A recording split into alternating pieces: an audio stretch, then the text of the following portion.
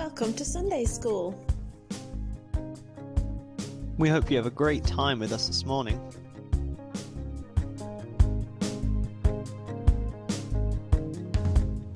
Hello everyone, it's great to see you at Sunday School this week. We're so glad you're here with us this morning. It is great to see you.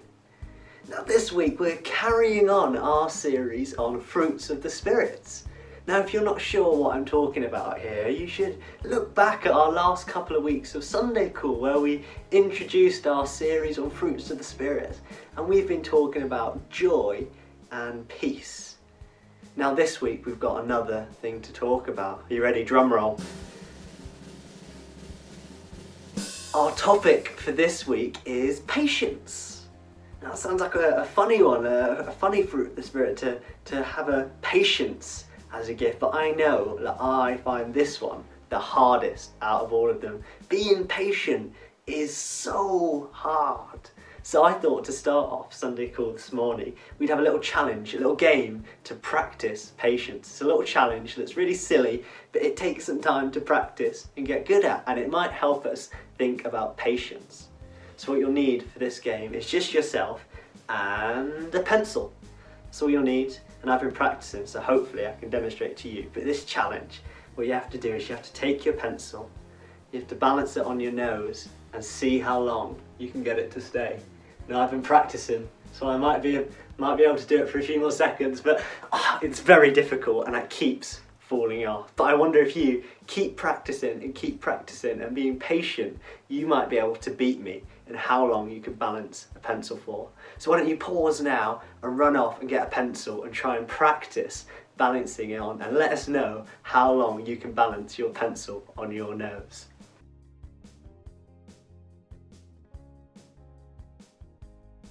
That was just a silly game to get us thinking about patience, but what we're going to do next is we're going to hear a story about Jesus.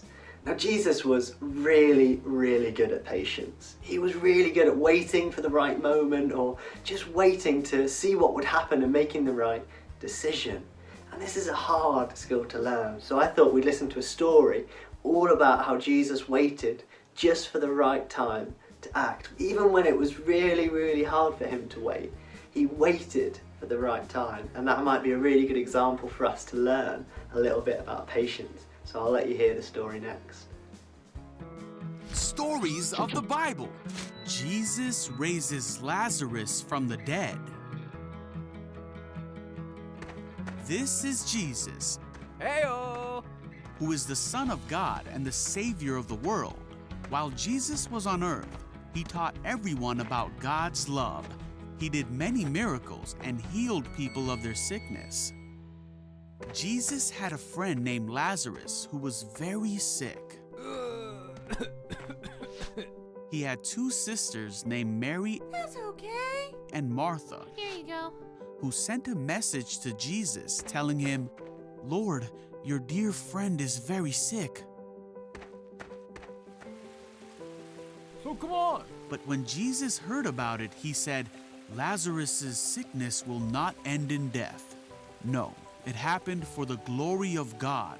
What? So although Jesus loved Martha, Mary, and Lazarus, he stayed where he was for the next 2 days. Alright, let's go. Finally, he said to his disciples, "Let's go back to Judea." Are you sure? But his disciples did not think this was a good idea because the people in Judea had tried to kill Jesus. But Jesus told them they were going anyway.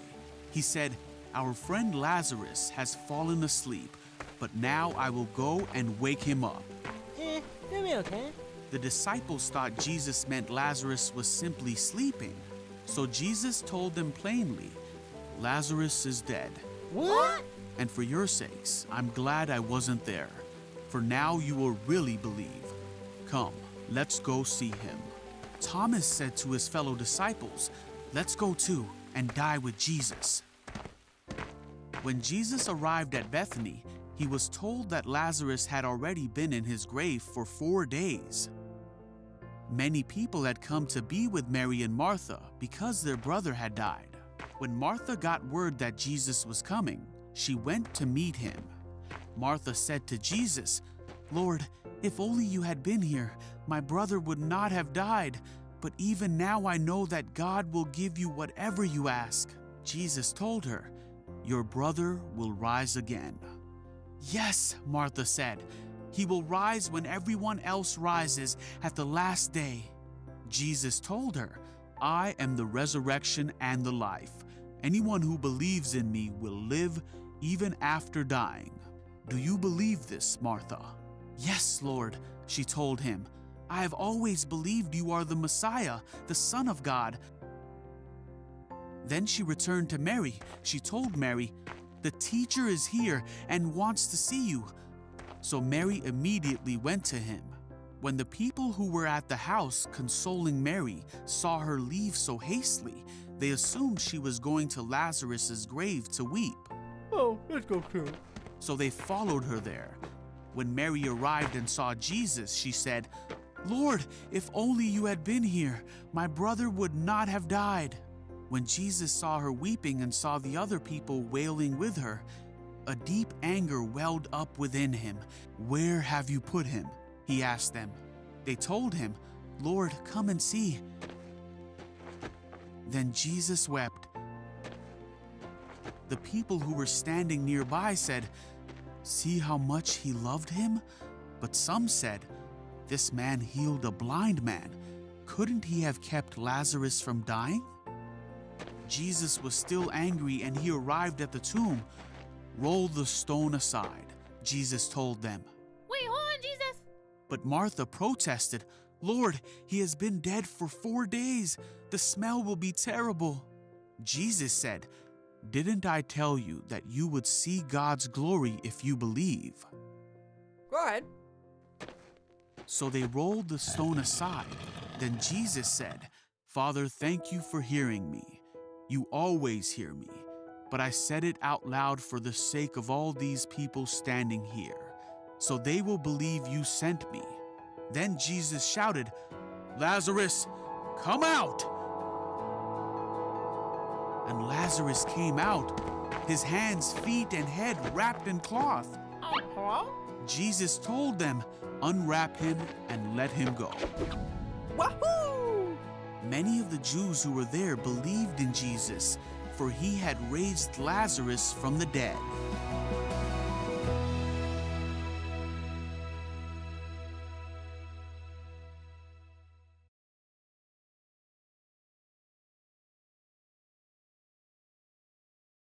Now I find that story really, really exciting. It's such an interesting story, but such a hard story for us to understand. It must have been so difficult for Jesus to wait all that time away from his friend who was poorly and he really wanted to see. It must have been so hard for him to be patient and wait where he was until the right time for him to travel and see him.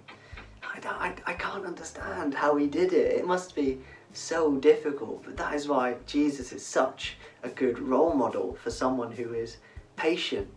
Now I know I struggle with patience, and I know it can be really, really hard, especially for you guys in the summer holidays when you're desperate to play with your siblings, but they just tell you to wait a minute while they finish what they're doing, or maybe you're really, really hungry before tea and your parents tell you just to wait a little bit longer until they finished cooking it. It can be really, really hard to be patient.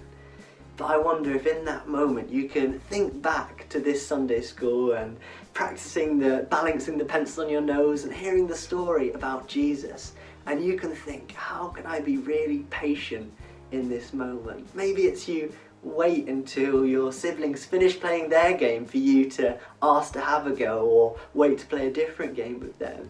Or if you are really, really hungry before tea and your parents say you have to wait, maybe you could just wait patiently and say they're really, really grateful for them cooking you tea. Or even better still, you could ask to help them instead of waiting for them. You could help them cook tea or set the table. That would be incredible.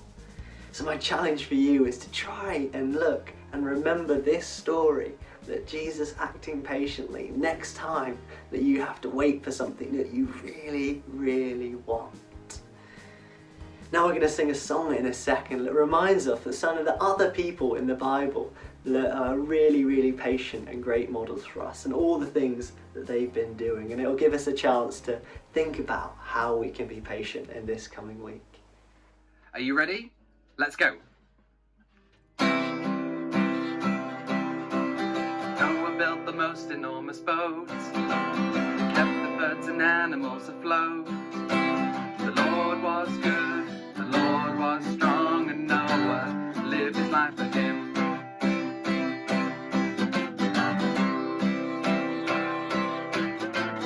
Noah set people through the sea, taking them away from slavery. The Lord was good, the Lord was strong, and Moses lived his life for him. Oh, thank you, oh, thank you. All through history you are faithful. Thank you, oh, thank you. You are just the same when it comes to me. When it comes to me.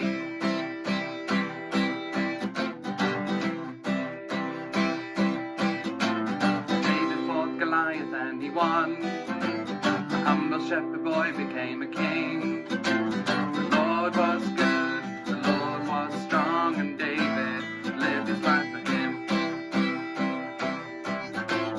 Daniel was inside a lion's den, Lord fought for safety once again. The Lord was good, the Lord was strong, and Daniel lived his life for him.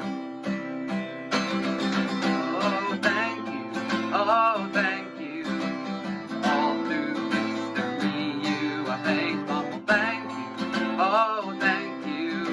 But you are just the same when it comes to me.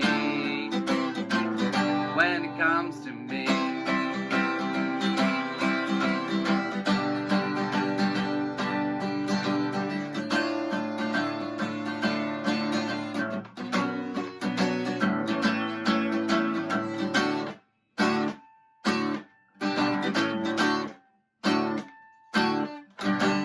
Jesus died to take away our sin, so we could get to know our God again. The Lord is good, the Lord is strong, and He will give our lives for Him. Oh, thank you, oh, thank you. All through history you are faithful. Thank you, oh, thank you. That you are just the same when it comes to me. Thank you, oh, thank you. That all through history you are faithful. Thank you, oh, thank you. That all are just the same when it comes to me. When it comes to me. When it comes to me. When it comes to me.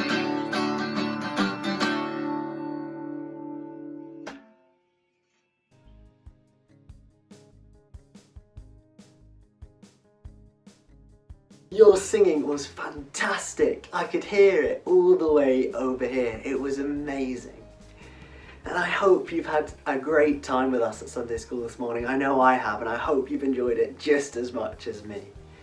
And it'd be great to hear from you if you guys have been practicing that pencil challenge I did earlier and you know how long you've been doing it for. Send us a message or get your parents to send us a message or comment on the video. We would love to hear from you. And at the same time, if you've been watching our Sunday Schools and you'd like to find out a little bit more about us or what we do or some of the stories we tell, we would love to hear from you. Why don't you ask your parents or the people you're with to send us a message so you can find out a bit more about some of the stories we tell or the other groups we do. But that's it for this morning, but I really hope to see you again at Sunday School soon.